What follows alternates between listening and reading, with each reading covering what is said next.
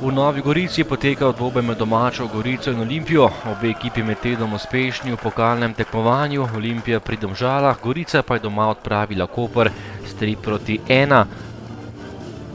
Izjemno ugodna statistika nogometašev Gorice proti Olimpiji, že 7 tekem so namreč neporaženi, prva akcija pa je pripadla Ljubljančanom, Zajc je meril daleč in v 9. minuti že premagal vratarja Simčiča za 0:1. Izjemno natančen strel Zajca, ki je popeljal Ljubljančane v prednost. 13. minuta kombinacija Goričanov in padal je Luka Majcen, ki je želel 11-metrovko. Namesto tega pa je glavni sodnik pokazal le rumeni karton napadalcu Gorice. Majcen je tokrat po mnenju sodnika Žnidaršiča iz Kranja zgolj simuliral.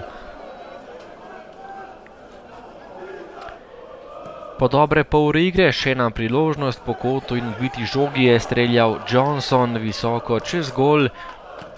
Močan strel tudi za Olimpijo, poskušal je Boban Jović nekoliko mimo goriških vrat.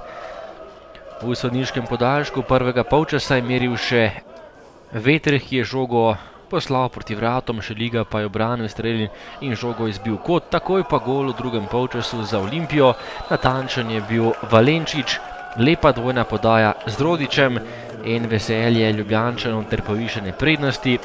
Filip Valenčič je zatresel za povišene prednosti na 0:2. Priložnost za domače sinje modre, oddaleč je meril Innocenti, natančno, ampak premalo močno, da bi premagal vratarja Šeligo. Potem pa še tretji gol za Olimpijo, na pravem mestu je bil bivši Goričan Miran Burgič, ki je zatresel prazno mrežo, potem ko je obšel vratarja Simčiča in povišal na 0:3.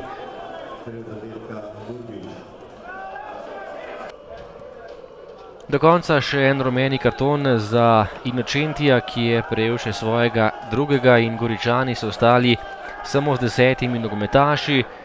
Padal je Antonio Delamea Mlinar, Innocenti pa je tekmo končal predčasno pod prho.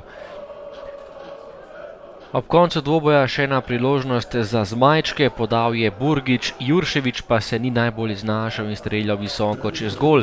Na koncu vendarle gladka zmaga Olimpije, Gorica Olimpija 0:3. Ja, tisti gol na začetku nas je presekal, ker v bistvu Olimpija do tedaj se ni ustvarila nobene niti pol priložnosti.